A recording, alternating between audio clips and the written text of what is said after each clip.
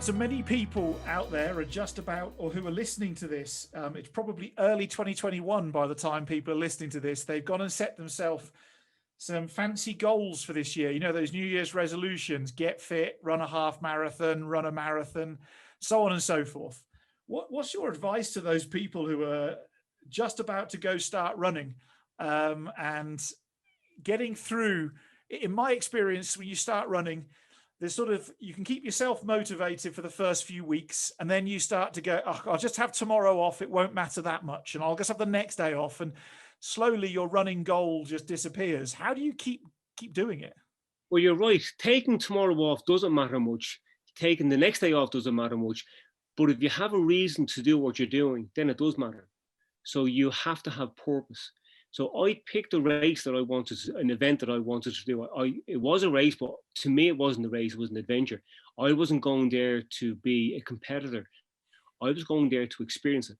So if you want to take up running, first of all, I'd say go out and try it, first of all, to see if you do actually enjoy it. There's no point in saying, I'm going to eat a shark, before you know that you actually like the taste of fish. So I'd say go out, try it first of all, and then if you do think you like it, that it is for you, maybe pick some event, even if it's a date just in the future where you might say is of a time trial, but you have to have a reason to do what you're doing, or else it's not going to be sustainable. And I would suggest for anybody starting out that they maybe look at downloading a Couch to 5K app on their phone, and you get these free. To start off, you don't need anything fancy. You don't need any fancy gear, any technology. The one thing I would suggest you do try and get is a bit of company. Try and rope a friend in that makes you kind of accountable, keeps you honest, but don't get caught up in all the peripherals. Like, it's a very, very simple sport. Don't make it complicated.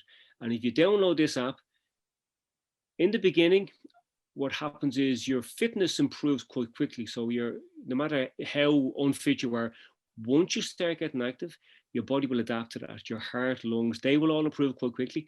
But it takes your muscles, bones, all the other bits a bit longer to catch up.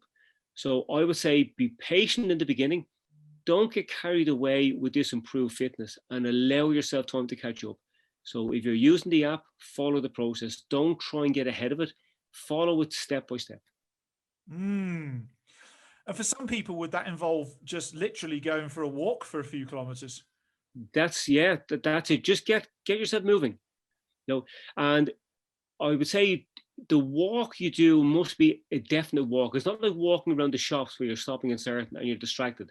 So you want to go out and you want to be doing it with purpose. So if you're going out for a 20-minute walk, you're putting a bit of an effort in. So it has to become, an activity rather than just, movement. So have a little bit of purpose to it. What I would say, the kind of pace that I would think you should be doing is one where you could maybe hold a conversation.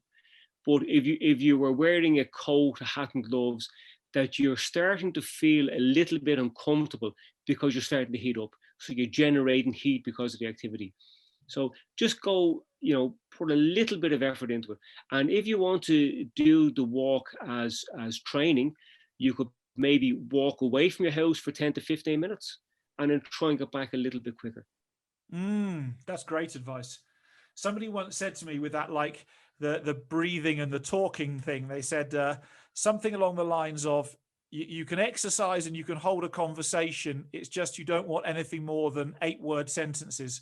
Yeah, that's it. But when you're walking, you should be able to get plenty of oxygen. You shouldn't really be struggling for your breath. But what you're saying there is correct, because if you were trying to coordinate what you're saying, it means you're not getting enough oxygen in, and you're going from what we call being aerobic, which is using oxygen to help generate the energy, to going anaerobic, where you're not getting the oxygen in, and then that turns from, I suppose, utilizing fats as a fuel to burning the limited amount of sugars that you would have stored in your muscles. Cool.